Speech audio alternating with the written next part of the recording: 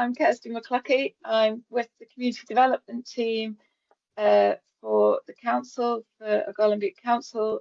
So I'm going to hand you over to Paul in the first instance to talk about the create maps for the community engagement. And so I am a member of the Royal Town Planning Institute. So I've trained as a planner. I've worked in a local authority doing cases and assessing applications, and I've also been working for 3 years with Planning Aid Scotland as the social enterprise manager, either running local place plans alongside communities as a kind of consultant, or actually training and mentoring communities to do that. So, for example, in Fife, for a year and a half, a couple of years ago, I supported 10 communities to run their own local place plans, and they've all now been registered and submitted to Fife Council for further assessment. I have a background in community development. I've lived in and worked in at-risk or marginalised communities in Scotland for my whole career. Buckhaven, the moment in Fife, Dummy Dykes, and also Postle Park in North Glasgow. And I now have my own little company called Place the Table. I've just put a link in the chat for you to check out what that is. Okay, mapping for local place plans. Here's what I can do for you later if you're interested. This isn't what this is about, but it's kind of what I do. So if you're interested, you can contact me about project management, facilitation, policy work. I can write justifications for local place plans using all the policy jargon you need. I can write draft plans. I can code data for you. I can train you to do all of the above. I can bring mentoring and just-in-time coaching, and I can help you with mediation if you get stuck. Okay, so the big thing about local place plans, everyone's been able to do community action plans since forever. This new tool, local place plan, since 2019, it gives you a new quiver in your arrow if you are a community group to specifically influence the spatial planning system so that you can put forward for the first time your own proposals for actual policies to be taken forward and become a statutory part of the future local development plan. I'm just going to assume that that kind of rings true with you and that you know enough to know what that all means. But please ask any questions at the end if that's a little bit mystifying to you. But here's the thing, the main thing about a local place plan that's different from a community-wide action plan is that it wants to ask the question where. And that's because spatial planning is basically about where stuff happens. Where is the best place for this particular type of development? Or should some of our places be protected against development, basically? And where are they? So, and what's the best way to express where? It's the simplest usually is visually. Vision is visual. We use maps. We can supplement it with text, but we use maps. So I'm going to talk about two particular tools that you can use. But I really want to stress, first of all, that Hannah, I haven't met Hannah, but I am very good friends with someone at the community at the Coalfield Regeneration Trust based in Kincardine called Enid Trevitt. If you're in a former coalfields area, which you might be if you're in Argyll and Bute, can't quite remember, then Enid could help you. However, Enid loves green maps. She swears by it. She thinks it's ace. And I've seen what it can do. So if you can spend a few minutes afterwards hanging out with Hannah, there are many tools to do the things that I'm going to show you. Green maps is a really good one. I'm going to show you a couple of others, but they're all as good as each other. And you just have to choose the right one for you. So here's the question. What tools should we use and when?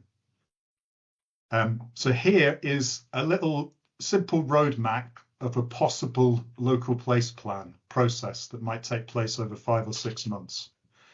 Start with some foundation laying, figuring out what your steering group has to do, thinking about your engagement strategy. Maybe the next month you would actually do your engagement. Now, a lot of that might be face-to-face in a local hall or in discussion groups, but you may want to do online engagement either through a simple survey or form, maybe Google Forms or Microsoft Forms, or you could use a free tool to community councils, which is called Place Check.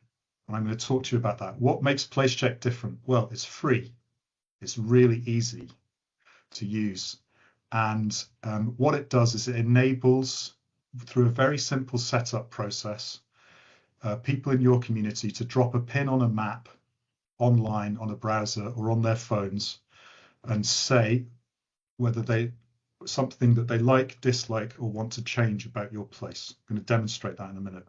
That can be part of your engagement strategy. You can have an online survey that goes beyond just words and a form and actually allows people to drop a pin in a map and say what they want to say, even if you pay a little bit more to upload photos of what they're talking about. Then you might, once you've got all your data through all your different means, you might analyze that data. Well, you'd have to figure your way through it and see what it's actually really trying to say, what your whole community is saying. And then the next stage, you'll need to develop a draft plan. Now, I'm going to show you a simple way to write a proposal in a way that would be meaningful in a local place plan. But what you're going to need then is some kind of map to express where you want stuff to go. And I'm going to show you a tool that's also free at the moment if you sign up as a community council. Some of you may have already, which is called Parish Online. In Scotland, it's called Community Map Scotland because we don't have parishes, but it's the same program. And that too is free for 12 months. I'm going to show you a bit about how to use that, how simple it is. And then once you've developed your draft, you then have to go out for a 28-day statutory notice period where you share your draft plan with your councillors, your local authority councillors for your area, and all the surrounding community councils to your place, so that they have a chance to make representations as to what they think should happen, to what they think about your proposals. Now, I always use that 28-day notice period to also survey the community again and to check in with them that what we've said in the plan based on what they said previously is what they whether they approve of that.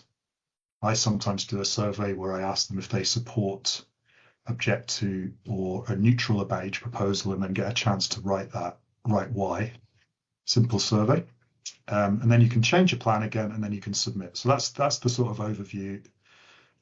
So we're going to look at two tools, one for the engagement phase at the front end and one for the developing the draft phase at the back end. Now, the only phase where you must create two maps is when you're developing your draft plan. I'm showing you Place Check for the engagement phase because I think it could really help you, but not because you actually have to use this at all. Okay, gathering data, the engagement phase. So we're going to look at this thing called Place Check, right? So Place Check. Oh, Danny, I've just seen a question. So development trusts, it depends. Once you can go on. So the tricky thing for development trusts, you probably have to pay a little bit of money if you're not a community council to Place Check if you want to use it, and I can show you the fees. But if you can find a way to work with your local community council, then they can apply on your behalf. With Parish Online, a community council can access it for free, because a community council can also, for free, as a statutory body in the planning system, get a free license from the Ordnance Survey called a Public Sector Geospatial Agreement, which I'll talk about later. There's a very simple sign-up process to that, which means that community councils can use OS mapping for free for public good use and publish it as well. Now, Parish Online is based on OS mapping. It's not strictly the case that charities who aren't community councils or community groups that aren't community councils can get an Ordnance Survey PSGA for free. So you might have to pay for that, but you should be able to get the actual program Parish Online for free. So thanks for that question, Danny. If I need to repeat that, just let me know at the end. So Place Check. Kirsty might be able to just pop a link into chat to this. So it's www.placecheck.info. And immediately you can see what it's going to start looking like. But here is the place check that I've just run in Balfron in Glasgow.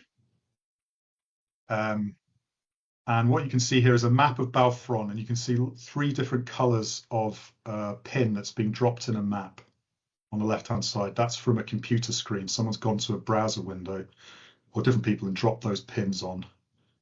And then on the right-hand side, you'll see that's the screen that people can see on their phone, and they can do the same thing through their phone. They just click on a particular map link. And there's a simple explanation of how to do this place check that people can work through. But I'm just going to click here and show you live. So with place check, you can zoom in and out. Now the Balfron map happens to be locked at the moment. So you can ask the developers to lock the map once you've finished your consultation, but then you can reopen it again. So I can't actually drop a pin here, but you would literally click on the map after you have to sign up, send your email in. If you go to the About screen, it explains to you what you have to do. You can see on the comments tab a list of everything that everyone's said, if you want it in a list form. Oops, sorry. But just going back to the actual place check screen, if I click on that icon there, so someone said social local housing. This village needs more provision for locals, young and old, to remain living in the area, priced out of the market. And you'll also see there's an agree and a disagree button. So other people can upvote and downvote that comment if they want to. So you can get a sense of the strength of feeling around that comment. More positively, someone said flower beds are stunning all year round and willing to do an amazing job in our village. So they dropped that in as a green or like pin. 8 people have disagreed with that. So obviously Balfron and Bloom's going really well. And then there's a little spanner orange icon that you can drop in. So a change required would be great if we had a cash machine on a shop for 24-hour access to cash. Maybe their local bank's closed recently and someone else has agreed with that. So it's really simple to set up and to use. And I love that because as a survey tool, you want to keep questions really simple and the process really simple. Otherwise, people will just switch off straight away and not bother. And it's very open questions. So you're going to, when you start out with your engagement, you want to ask really open questions before drilling down so that everyone has a chance to say everything that they want to say. So that is a great little tool that I really recommend. I'm just going to move forward. So as you can see, there's 3 different colors of icons. It's simple and easy. It really gets used. It's accessible, it's fun, and it's free, at least to community councils, or very cheap to other charities. Here's an example of the data you get out. So once your survey is closed, you can ask the developer to send you a spreadsheet of the outputs for you to analyze and code. So you'll get, the column will say, well, was it a like, dislike, or a change, the first column? Then what it is will be listed as in terms of what someone said as describing the pin, an explanation of how they've expanded on that. So someone here has put a road is difficult for cyclists, but we really want a safe route into town. It'll have a column for all the upvotes, a column for all the downvotes, and brilliantly, if you ask for it, you can get a Google URL for that particular pin, which means you can click on that link and see instantly where it is, which I'm going to do now. So I'm clicking on the top link and bang. Oh, so that's where it was talking about, that exact comment. So you've got a loop to go back round. Once you've got your data, if you're interested in a particular comment, and you want to know where it was talking about, you can click on a Google link and know exactly where it is at a later date. Now that is super helpful if you're having a conversation with your steering group around developing the plan and your proposals, because you can literally just click and go, oh, here's all the locations that people have said might be suitable for that similar thing. And you can have a debate about which you think is the best before you continue. So that's a really helpful outputs from, oh, clicked on the wrong thing there. Sorry about that. I just want to move forward, please. Cool. So here's how simple it is. If you go to the website, you email admin@placecheck.info. Tell them the name of the place check you want. So if you're in Helensburgh, you might say Helensburgh place check. But it's up to you. And then you tell them the center of the area that you want to place check. So you could just screen grab a Google map and draw a little red dot where you want it to be centered. Now then, so here's the charges. Community and neighborhood organizations, civic societies and school free. Local authority, voluntary organizations and business improvement districts, 250. Development trusts, you could argue it. I don't know. You just talk with the developers. Private sector organizations, 500 squids. You could add a boundary to the map. Now that's particularly helpful if you're in I think in an urban area. So you could actually get them to draw a boundary on the map so that you could, whereas normally in the free version, there's no kind of boundary. People just place it where they want to. That's 100 quid. And you could ask for, you could pay a bit more money and people could have the opportunity to literally take a photo on their phone and upload it while they're standing on the street corner that they've just dropped a pin into. There you go. Now, the one thing it can't do is gather what I call segmentation data, or data about the people that are actually dropping in the comments. So if you want to do that, what I do is I have a separate link first from a basic single web page on a website somewhere to a Google form, get people to fill out that Google form, which is what I've just done. I've just set this up for Anderston and Glasgow. Ask the questions you need to ask, be careful about GDPR. And at the end, once they've clicked onto the next section, they can click through to the place check survey. That way you're going to collect the data about the people who are commenting, as well as the data regarding the comments they make. Right, so that's place check. Hopefully that's pretty straightforward. Use it all the time, can't recommend it enough. Big bang for your buck. Now then, second phase that I want to talk about. Now this is the phase where you actually have to do 2 maps for your local place plan to be validated. Validation means that there's that the local authority that you've submitted your plan to considers that they've gathered all the elements that are specifically required by legislation and policy to allow them to register it, put it on the public register for later assessment. It's just like a gate check moment, a bit like a planning application. You have to tick all the boxes for a planning application as well. So there's a couple of maps that are required so that your document can be validated, and you only need 2, strictly speaking. A lot of community groups do more. Come to that in a minute. So draft plan phase. How to display the data? Well, what maps, first of all, are actually required for submission? Here is, I'm pretty sure Argyll and Bute, if you type in local place plan validation requirements, have got a list up. But basically, that list is based on the 2022 local place plan circular. And if you go to Planning Aid Scotland's website, who I used to work for, and who are a training partner with Community Map Scotland, that I'm just going to talk about, and you can download a guide to local place plans that I wrote. It's free, and there's a checklist based on the circular that you can tick off to make sure you've got everything sorted. And here it is. And if you look here, the 2 bits that I've highlighted in yellow are the 2 maps that you must submit and must be able to be ticked off as being present in your plan by the planner that receives it. First one is a map of the boundary of the local place plan. Now, in case you didn't know, community council or any other qualifying organisation, it's known as a community body that's submitting the plan, has free rein to choose the boundary of their local place plan. Most communities are choosing community council boundaries or a settlement boundary, but I have seen communities run a local place plan at district scale. Tricky. And technically, you could submit a local place plan that is one site. I stress as well that if you are going to do a local place plan in a particular area, it doesn't have to be comprehensive. You don't have to say everything that needs to be said about every bit of land. You can choose an area like your community council boundary and then choose 4 locations.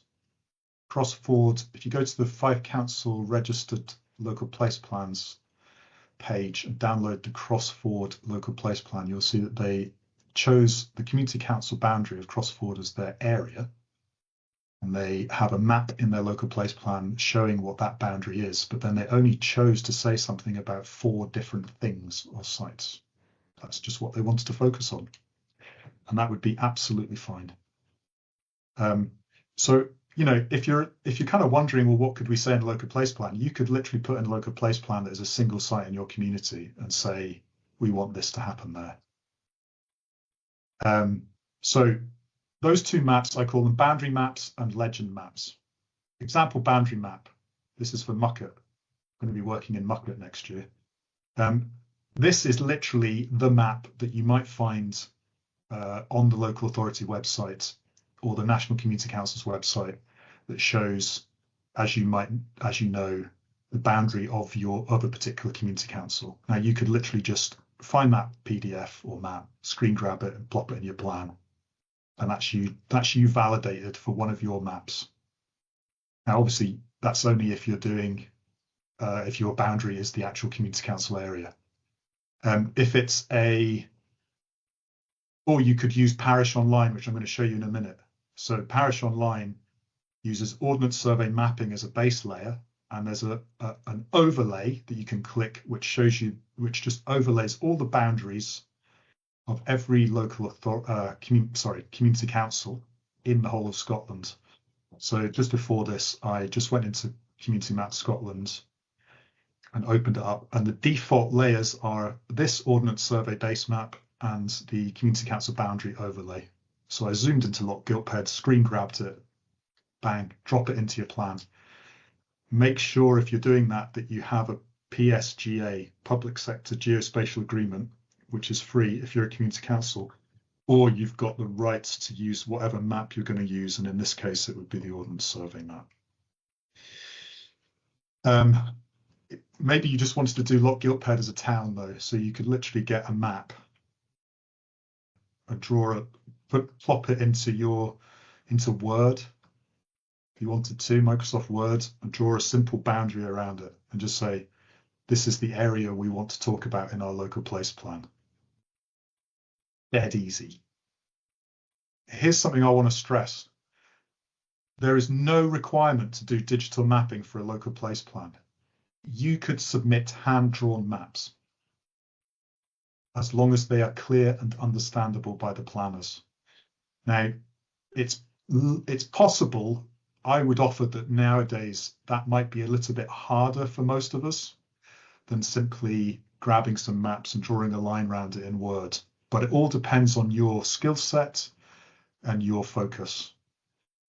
So that's if you want to draw a boundary. Now, that's the boundary map. Now, what about the proposals map? Now, this is a slightly fancy one, so don't take this as the example and you go, oh, that looks too fancy. But basically, the legend map, which is the second one that you must submit, is a map of your area or several submaps if you have a very wide area, where you show very clearly where your proposals are located, the proposals that are following on from these maps in your documents.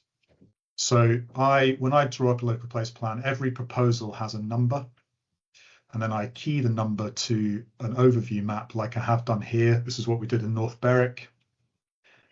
So here you can see North Berwick came up with 20 proposals. They're about to submit to have their plan registered. And here's 6 of them. Number 7 is harbour regeneration. So we've got a number right next to the harbour. Number 12, provision of healthcare facilities. So that number 12 in the middle of the map is over the Eddington Hospital, which is where they were talking about. So you use this legend map to show the planners very clearly, spatially, where each proposal that you're talking about actually is in your community, so that there can be no ambiguity. That's it. Those are the 2 maps that you must submit. Now then, most communities, however, also go a bit further and have a map for each proposal, because most proposals will actually be talking about somewhere, a location. You don't have to do this, but most communities do. So here for your delectation is this would be a suitable proposal to submit to your local authority. I did this in 10 minutes in a program called Canva, which is free and it's online and you can sign up. It's basically like PowerPoint. I did it 20 minutes before this presentation deliberately to show you how easy it could be. So what you see here is an imaginary proposal for a community garden. This is proposal 1, community garden. What we have here is, you don't have to do this, by the way. You don't actually have to have a little map, but proposal 1, you can see this is in Buckhaven. So there's an area of vacant and derelict land on the edge of my community, and I've plonked a wee map from Parish Online, an ordnance survey map, into PowerPoint, and then I've drawn a red line around the area that I'm talking about. So that's an area of vacant and derelict land in Buckhaven. And I plopped in a photo that I grabbed from somewhere. I should really have got a license to do it, to kind of show the planners and the community the kind of thing we're talking about. Now, then I've talked about what we're going to try and achieve. So as a project,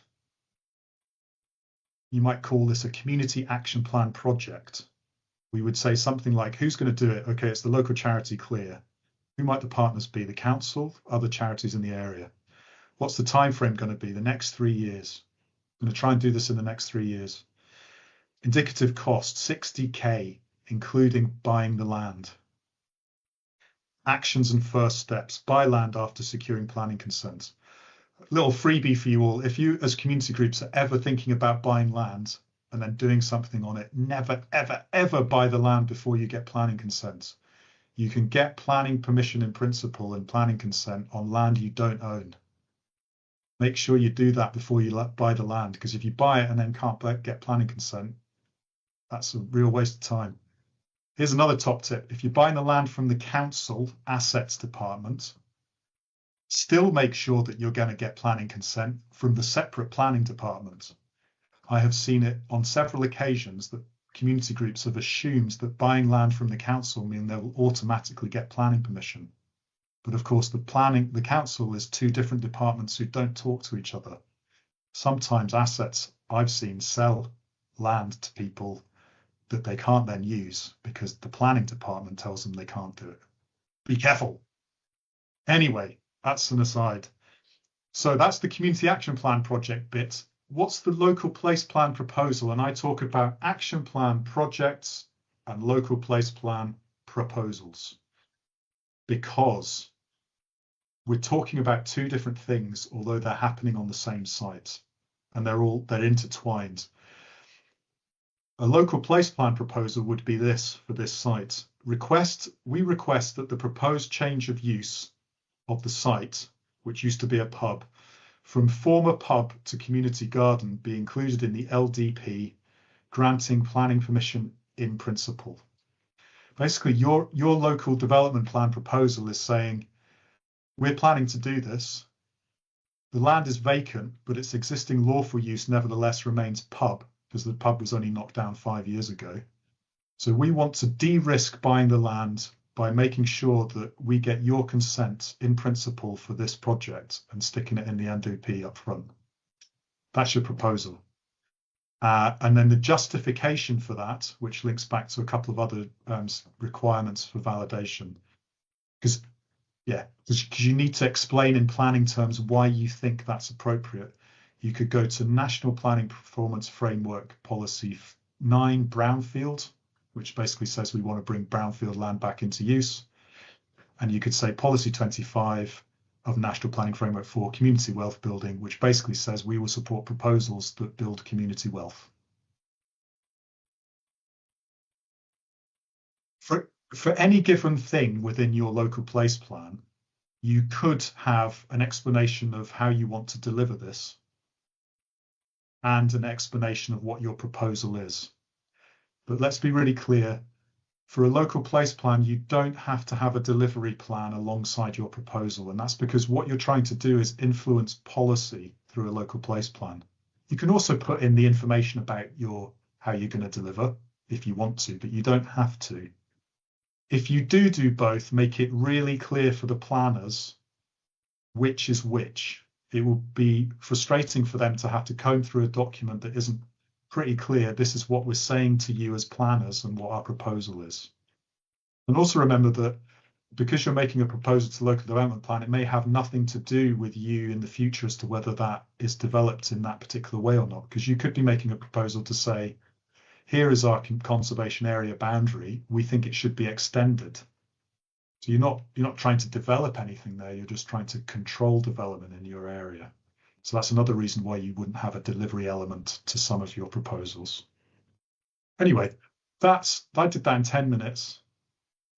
That is a legitimate and full proposal. But the point is, although you don't have to, many people are dropping in more precise location maps to each proposal where relevant. Okay, so for the last bit of my presentation, and here's one we've done in Gairloch. So again, it's slightly more clever stuff with an Ordnance Survey base map using Adobe Illustrator. Don't worry about that. There's a little dot saying this is what our proposal is. It's number 1, services and under the services and facilities theme. There's a close-up map outlining the area of the park. There's a description of the proposal, and there's a justification according to National Planning Framework 4. You don't need to do a justification in the same way that you don't need to ever justify a proposal in a community action plan. You just write it and do it. In reverse, you can write a proposal for a local place plan and not have a set of delivery outcomes for that. The word delivery does not occur once in the 2022 local place plan circular. And even if your council's template document for a local place plan, and I've seen this, suggests that somehow a delivery plan for each project or proposal is required, it's not.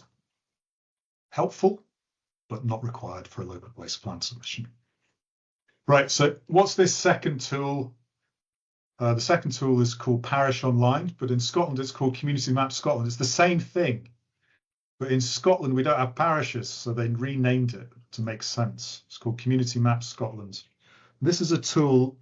It can't do what PlaceCheck does. It can't you can't display it on a screen and receive people's comments on it. This tool is to use to make detailed maps and also to layer up data that you can access directly from your local authority to make your proposal maps easier to do. So it's free for the first 12 months when you sign up for it in Scotland, and then after that it's a nominal fee depending on the size of your community, which is explicit on their website. Anyway, so Community Map Scotland, these are the partners, the Improvement Service, who support local authorities across Scotland, Planning Aid Scotland, who are the training partner, and I used to work for them, and then community councils in general. Basically what happens is the Improvement Service gathers loads of data from all the local authorities and repopulates it into a simple browser-based program developed by Geosphere, the developers, to give you data on a plate at your screen as a community council. Perhaps Kurt, I'll do it, I think. So I'm just going to put a link. So that's the link to the page that explains what it is in Scotland, how you can sign up and what it does. Now, right at the bottom of that page, you'll see this button to say create your mapping account. But it says really clearly here, click the link below to sign up. And then select subscribe when prompted instead of trial. Don't choose the trial version, choose the subscribe version. But then when it asks for a code at the point where it says please pay, type in CMS12 to get your 12 months free. So go to that page, put it in the chat, and you can create your own account for Parish Online. Now, the good thing about Parish Online is once you've got an account, you can create any number of sub-counts for multiple users to be able to use it. As an admin, so as an administrator, you can make multiple sub-counts for people. sub-accounts. It's 1841. Okay, so apologies, I just, gosh, what an Egypt. What am I doing? Move forward. There we go. If you want to see a local place plan that's been validated and registered that used Community Map Scotland / Parish Online, go to Thornhill and Blair Drummond's plan, which is on Stirling Council's website. So here's the screen that opens up when you log into Parish Online. So you've got a large screen with an OS base layer.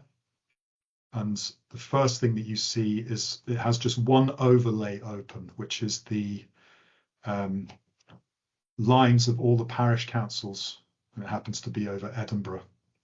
So the key thing here is that Parish Online works using ArcGIS. ArcGIS basically includes little data packets within icons and lines that are placed within the map. And so you can access additional information, not just the actual spatial map. And then you'll see on the screen down the left-hand side, you've got a menu with green options and brown options. The green options are various layers, base layers of Ordnance Survey maps. The brown layers are the overlays that you can drop over the top to help you. And then along the top, you can print from here. And if you're a community council with an Ordnance Survey PSGA, you can print, export, drop it in your document, and also print out full physical versions if you want to for consultation use. As long as it's for public good use on behalf of the community council and the community, and you have the PSGA license, you can do all of that. So I'll just click here. This is me going into my Parish Online account demo version. So there's like a login screen where you type in your email address and password. And this is live now. So I'm going to zoom in and out. So you can zoom all the way out. It'll think to itself for a little bit.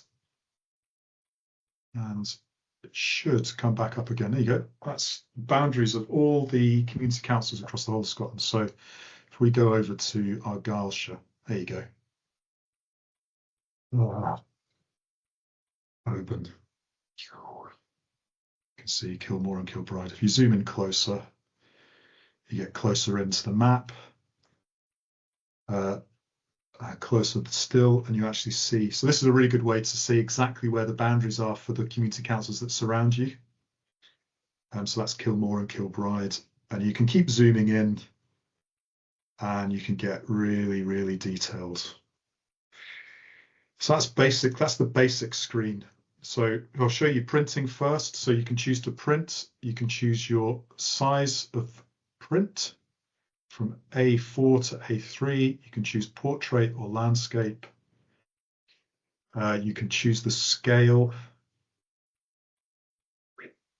1 to 250, 2,500, all the way up, just like an Ordnance Survey map. And you can print either as a image file, a PNG, or a PDF, and you can include a legend, you can hide labels, you can include a north arrow. And then what you do is, so if I choose PNG here, and I go a bit wider, A3, print, that's a bit of a boring map. So you can see at the bottom left-hand corner, it's thinking to itself, it's sending data to its own server, and then it's going to ping you back the output PNG, which you click on, and it appears on your screen, and then you can copy that image and drop it into a Word document. Do what you want with it. So one way you can use Parish Online is you can create those, just use it to get Ordnance Survey mapping really easily, drop that into your program of choice, and then do all your drawing. Or you can do that in Parish Online. And I'll show you that in a second.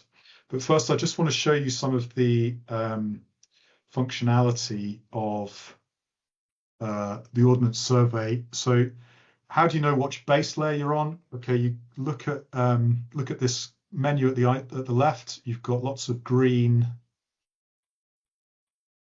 can also send to a printing company and get a large banner. Yeah, it costs you about, well, it depends on the size. If you want a really large banner, like 2.4 meters or by 3.4 meters, and it's a large area, you might have to stitch a number of maps together to do that, and that's a little bit tricky. So, but technically, yes, you can, as long as you've got the PSGA. I'll come back to questions in a minute. Well, it's got a little circle around this arrow, so that's how you know, and you can see this tick box. So at the moment, the base layer is OS Premium Stack Standard. I can click it off. Ah, it's gone. Monochrome. Ooh, that's nice. Let's try a lighter version, or the Outlaw Stack. Okay. You could have a little look at, sometimes it just takes a little bit of time to think to itself. I better put the map back on there. Here we go. So let's go to Edinburgh. Let's have a look at live traffic data. There we go. Live traffic data. That's pretty cool. There's various, you can just play around with this. So you can just change the map. You can only have one base layer on at any given time, basically.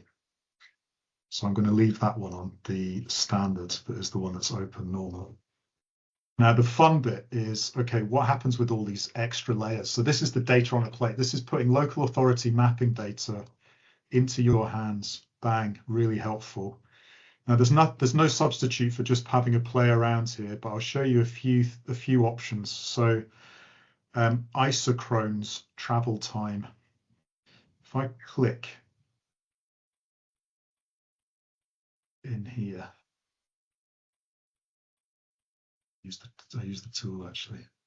So I've just clicked on a map. An isochrone is a map that shows you distance over time. So I've just clicked randomly in the middle of this map. Maybe I'll do it with, where's Lock Gilpad? Here it is, better, Lock Gilpad. Right, so what we've done here was for cars, 5 minutes, 15 minutes, and 30 minutes. That's green, orange, and red. That's how far you're going to get in a car, roughly, in 30 minutes. That's the red. You can change that to walking. And you can also do cycling. You can change the distances that you're talking about. 10 minutes is there. This is helpful if you want to demonstrate, might want to demonstrate what your 20-minute neighborhood is for NPF4 policy justification. You want to show how far it takes to get from a location or to a location. So isochrones are fun. That uses the tool icon. There's a whole bunch of options in local place plan. In particular, probably one of the most helpful is I've had them stick in an option for creating site location markers. So you choose the cogwheel, add feature, you choose a number. So this is to help you create your legend map. And then you drop it there. Oh, where did that come up? Do I need to do this? Test. Save. There you go. Point number 1. So you can drop them in, any number of them, and you can choose the number each time, and then you can change the number later. So that's a way that you can do the very basic legend map very easily in Parish. I'm aware of time, 10 minutes to go. In terms of the actual layers that you can layer up, you could put in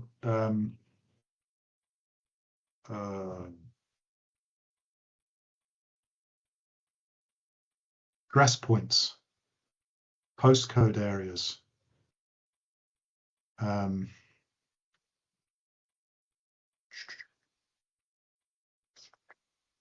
Argyll and Bute LDP.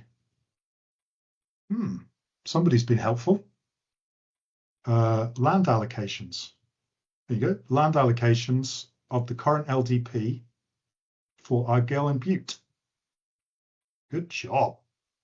So that's there already. You can just screen grab that. That's really good to do. Or you could screen grab that and draw an extra line and say, well, we want to extend that. Nature conservation sites. There you go. From Argyll and Bute. That's pretty cool. Yes, we asked for it. Thanks, Sheila. Good job. EPCs, whatever you think of EPCs, interesting to see what all the houses in Loch Gilphead's EPCs currently are, as far as the data is up to date. Environment Scotland, listed buildings and conservation areas. There you go. There's your conservation area and listed building in Loch Gilphead. You can click on each of these points, listed building. Sorry, I'll zoom in. Let's stop soon. Well, I'll just jump. You can click on those data points, click on a link, and it'll take you through to the exact Historic Environment Scotland listed building description. There is education. You can put in find out about your catchment areas for your schools and locate all of those. Environment, green belts, local nature reserves, local conservation sites, tree preservation orders. And I'll finish in a minute.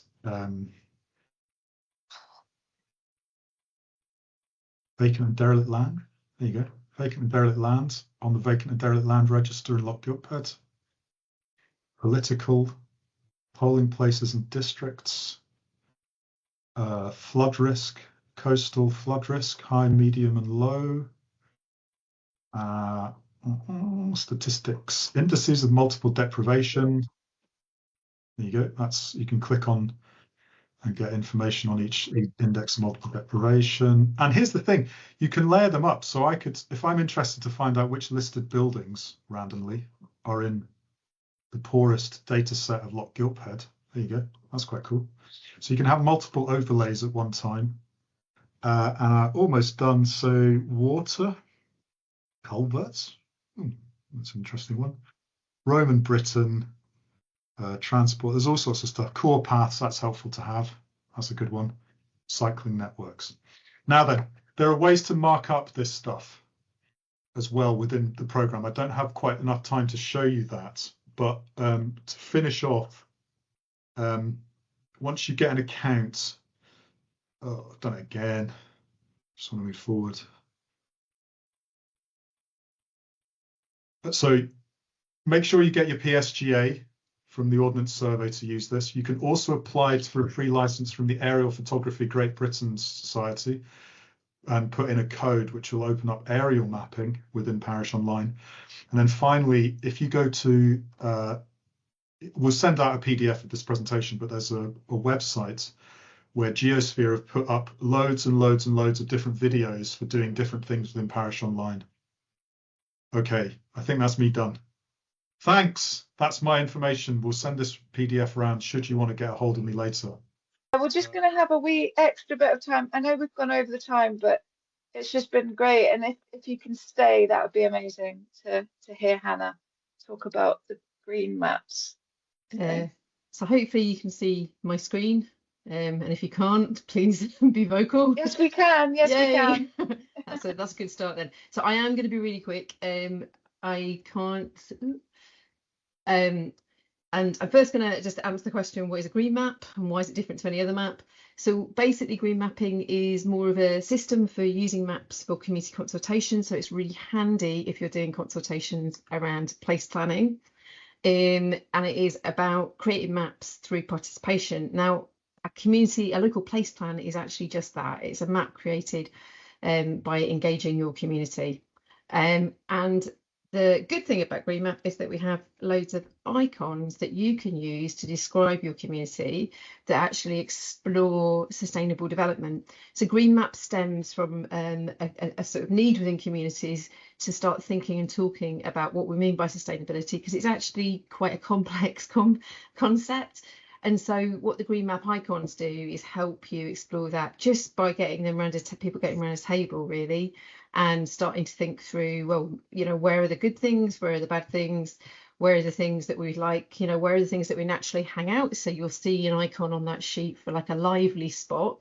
That's not something that would traditionally necessarily sort of be on a mapping data mark, but they're things that you know in your communities. So these tools are trying to prompt you to have those conversations about those things in your communities that are kind of special to you. So that's the icons.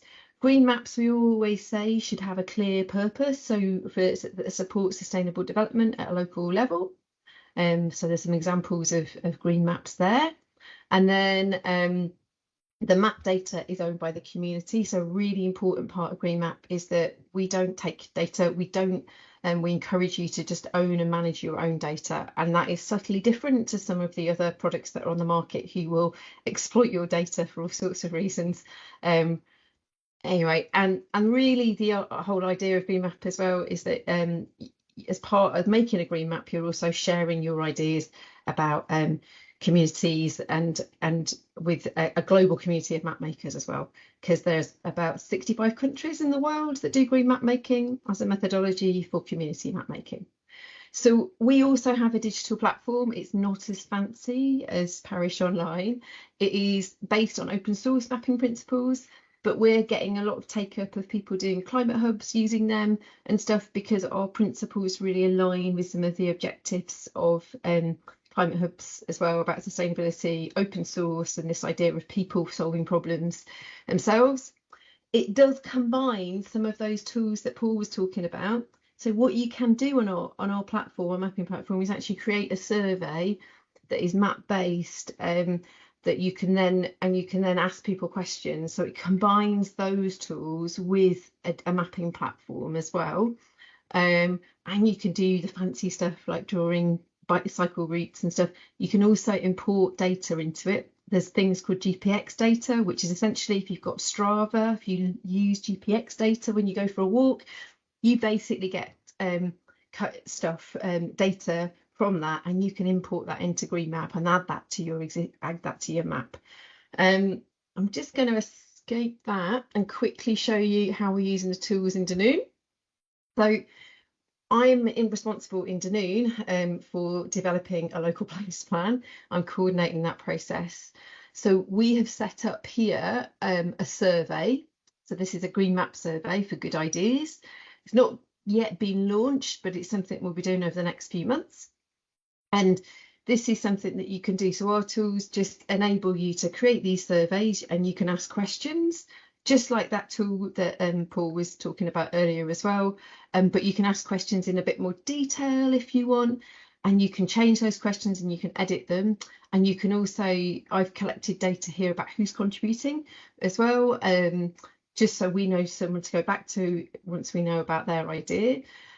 But we've also used, so this is a reuse and repair map that we've used. We have used Green Map to collect the data about reuse and repair in Dunoon. So that's the map view. And then this is what you get when the data has been added. So you can then go on a point there and find out a little bit more about these places. So our tools are really about you creating maps and publishing them and sharing them in your community. I'm not sure Parish Online actually enables you to share the map, or whether it's behind a wall. I'm not quite sure how that works. But we're very much about community empowerment. Our plan in Dunoon is at this stage to use Green Map tools to create our place plan, and to actually, you can also build a website around your maps as well using the platform, using the Green Map platform. So we'll publish a website that will have all the pages of our report and go through all the maps as well. And then we'll obviously have to figure out a way of also producing that, I think, as a paper-based thing. I suspect you'll need both. Although that's a question I have, is like, does your map have to be submitted in paper-based, or can it be done as a little website, as a digital thing? Because that's something I'm interested in finding out. But anyway, our tools are free. You do need to pay for support if you need a bit more support than the free support, and that's something we've done with groups as well. But we really encourage people to just get on and make maps. Our motto is think global, map local. So yeah, obviously very different to what Paul was showing me though. I'm sorry, I didn't want to run over time, so I rather rushed my presentation. But I hope you got a flavour of what Green Map does and what Green Map is. Should also point out we're a not-for-profit, so we're based all over the world. I happen to represent people in Scotland doing green map making, but it's a global project, so you're part of that. So it's a useful tool to know about, basically. Hope that was useful. A whistle-stop tour. A whistle-stop tour of Green Map as well. And the website is greenmap.org. And if you look in the resources section as well, there are free downloadable just icon sheets, stickers, that kind of thing. So if you're doing a community consultation, they're just really fun ways of kind of starting to encourage people to talk about sustainability. So there's loads of tools online.